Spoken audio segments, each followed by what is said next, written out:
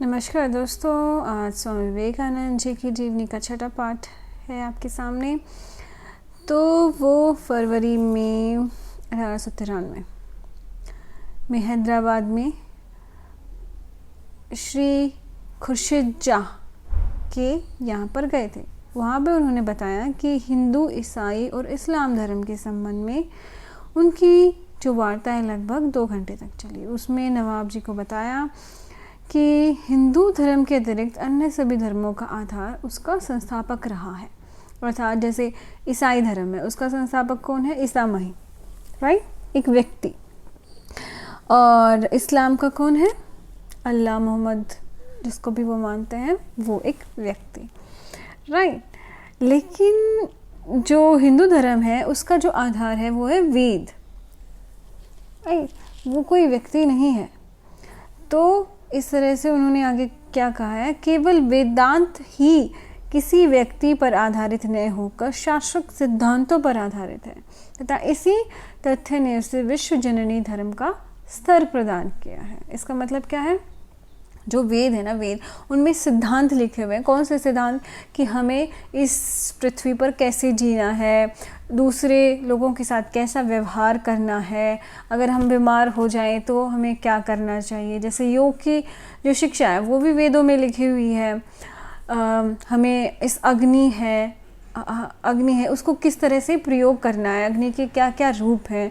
जो मतलब इस सृष्टि, जैसे कोई एक आप मशीन खरीदते हो ना, उसके साथ उसका मैनुअल आता है, जिसकी वजह से वो हमें पता चल जाता है कि इस मशीन को कैसे चलाते हैं। उसी तरह जैसे सृष्टि जब आरंभ हुई तो उस जो वेद है वो उस सृष्टि को चलाने, सृष्टि पर रहने का मैनुअल है, राइट।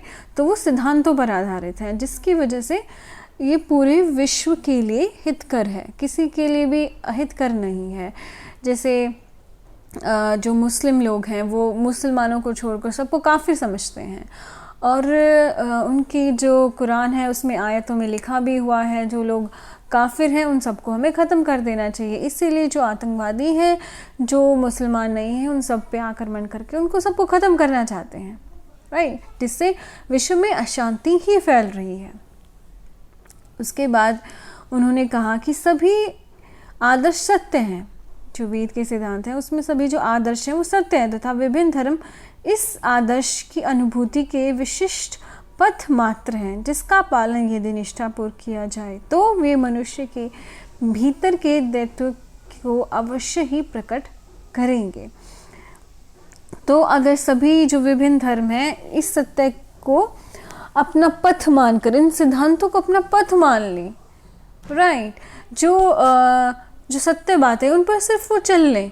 ये नहीं कि उन्हें धर्म बदलना पड़ेगा, आपको कुछ नियम बता दिए गए हैं, आदर्श बता दिए गए हैं, आप उसे पा लीजिए, बस उससे ही आपके अंदर ही फिर ईश्वर की प्राप्ति आपको हो जाती है। इसके बाद जो ये है, उनके एक शिष्य हैं आला सिंघा पेरुमल, उनको उन्होंने एक पत्र लिखा था। उसमें क्या लिखते हैं? मेरे बच्चों आगे बढ़ो। जो उनके सारे शिष्य हैं उनको संबोधन करते हुए कह रहे हैं, सारे विश्व को दिव्य प्रकाश की आवश्यकता है, वह प्रतीक्षा कर रहा है। केवल भारत के पास ही वह ज्योति है, किंतु वह जादू टोने में नहीं है, इंद्रजाल में नहीं है, अपितु वह धर्म की सच्ची शिक्षा, धर्म के प्राण उच्चतम आध्यात्मिक सत्यों में है। इसलिए ईश्वर ने इस जाति को इतनी विपत्तियों के मध्य भी आज तक बचा रखा है। अब वह समय आ गया है मेरे बच्चों, विश्वास रखो कि तुम सबका जन्म महान कार्य के लिए हुआ है। अब ऐसा क्यों कहा गया है? क्योंकि उस टाइम क्या चल रहा था कि सब एक दूसरे के ऊपर आक्रमण कर रहे थे। ईस्ट इंडिया कंपनी जो अंग्रेज हैं, जो ईसाई लोग हैं, वो कितने देशों में उन्होंने आक्रमण करके वहाँ से लूटपाट कर रहे थे। मुगल थे, वो एक दूसरे के ऊपर आक्रमण करके लूटपाट कर रहे थे। तो इससे किसी का भला तो नहीं हो रहा था ना। तो इन सब को उस तत्व ज्ञान से मिलाने के लिए भारत के पास ही वो हिंदू धर्म की जो सिद्धांत हैं उनकी पूंजी है, और उन सारी चीज़ों को हमें पूरे विश्व में फैलाना है। इसीलिए हमारा जन्म हुआ है, राइट।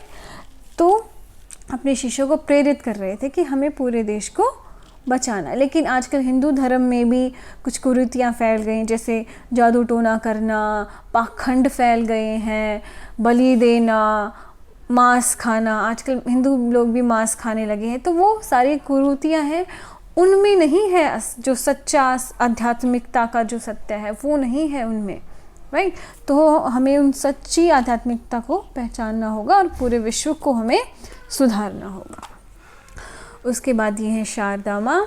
शारदा माँ के प्रति उनके अपने प्रेम को उन्होंने एक पत्र में लिखते हुए क्या कहा है, मेरे लिए माँ की कृपा पिता की कृपा से शस्त्र गुण अधिक मूल्यवान है। माँ का आशीर्वाद ही सर्वप्रिय है। क्षमा करना, मैं माँ के संबंध में थोड़ा रूढ़िवादी ही हूँ। माँ की आज्ञा हो तो उनके गण सभी कुछ कर सकते हैं। भाई, अमेरिका जाने के पहले मैंने माँ से आशीर्वाद मांगा था। उनका आशीर्वाद मिलते ही मैं एक छलांग में समुद्र पार कर गया, राइट। तो इस तरह से माँ के प्रति उनका बहुत प्रेम था, क्योंकि इसी संदर्भ में उन्होंने लिखा है कि मुझे विश्व को सुधारने के लिए सिर्फ और सिर्फ 1000 पढ़ी लिखी औरतें चाहिए, तो मैं इस पूरे विश्व को बदल सकता हूँ। इतना विश्वास करते थे वो नारी शक्ति में। धन्यवाद।